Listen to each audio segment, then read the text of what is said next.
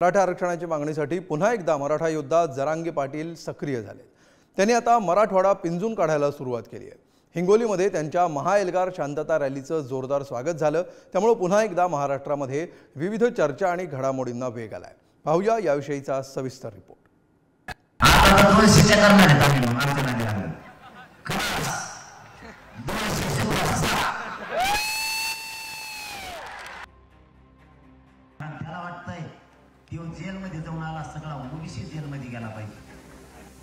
मराठा आरक्षणासाठी सुरू असलेला संघर्ष, त्या संघर्षाचं महाराष्ट्रातल्या मराठ्यांचं नेतृत्व करतायत मनोज जरांगे पाटील। मराठ्यांचं हे वादळ आता मराठवाड्यात घोंगावू लागलंय। निमित्त ठरलंय महाएल्गार शांतता रॅलीचं। अंतरवाली सराटीतून मराठवाड्याच्या दिशेला निघालेल्या जरांगेंचं हिंगोलीत जोरदार स्वागत झालं।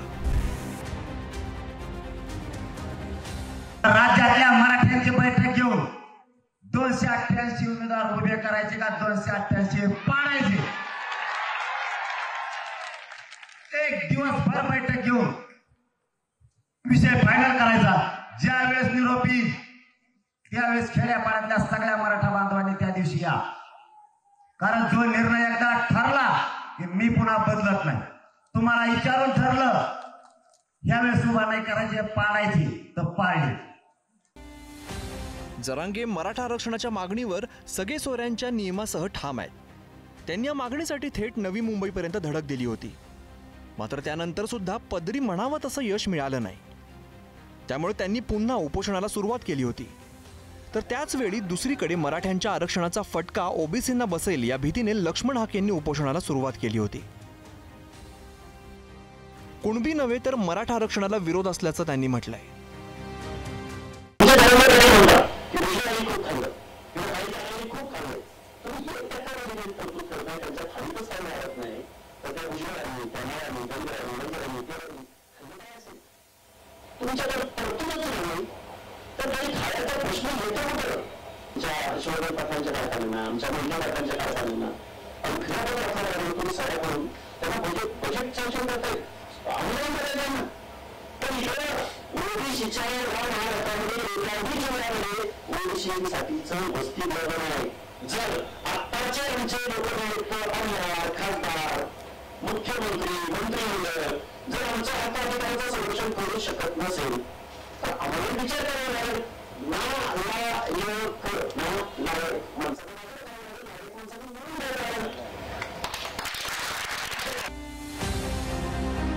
जरांगे पाटलांनी पुन्हा नव्याने मराठ्यांशी संवाद साधण्यासाठी, त्यांना भूमिका पटवून देण्यासाठी यात्रेला सुरुवात केली आहे।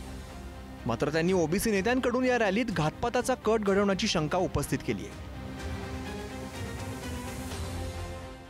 मी सरकारला जाहीरपणाने सांगतोय, 13 तारखेच्या आत मराठ्यांना आरक्षण द्या।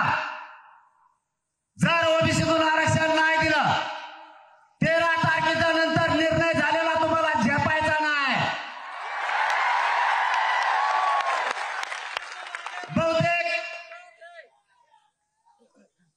बहुतेक आपली बैठक मुंबईत होण्याची शक्यता आहे। म्हणून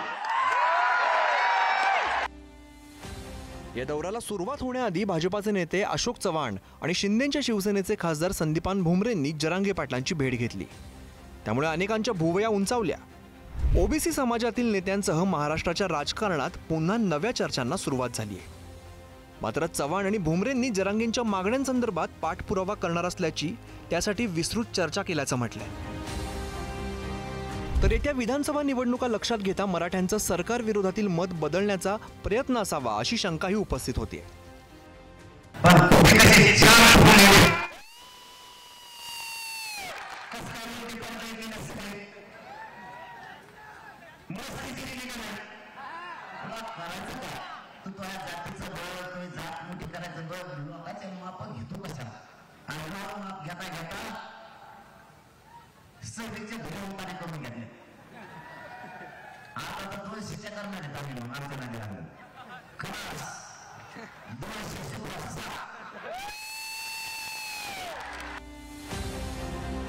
जरांगे पाटलांनी नव्याने पुन्हा यात्रेला सुरुवात केली आहे। राजकारणात त्याचे पडसाद उमटताना दिसत आहेत। सर्वपक्षीय बैठक ओबीसी आणि मराठा आरक्षणासंदर्भात या आंदोलनासंदर्भात शासन घेणार होतं, सरकार घेणार होतं, पण ते पुढे तारखा चालल्या आहेत.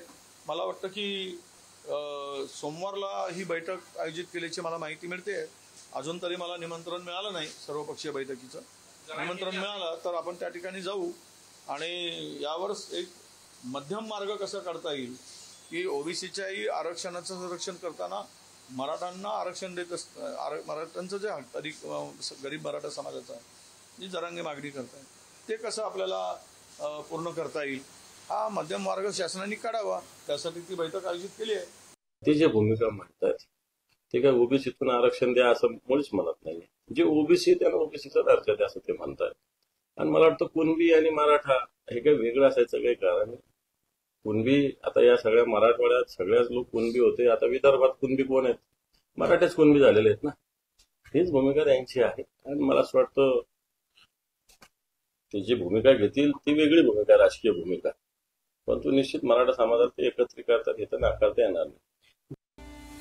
सगळे सोयऱ्यांच्या अंमलबजावणीसाठी जरांगे आग्रही आहेत, तर दुसरीकडे ओबीसींच्या आरक्षणाला धक्का लागेल या भीतीने आंदोलनाची शक्यता आहे. त्यामुळे या मुद्द्यावर सरकार काय भूमिका घेत आहे, काही मध्यम मार्ग काढण्यात सरकारला यश येतं का, यासह जर मार्ग निघू शकला नाही तर विधानसभा निवडणुकीत याचे काय पडसाद उमटतात याकडे अवघ्या महाराष्ट्राचं लक्ष लागलंय.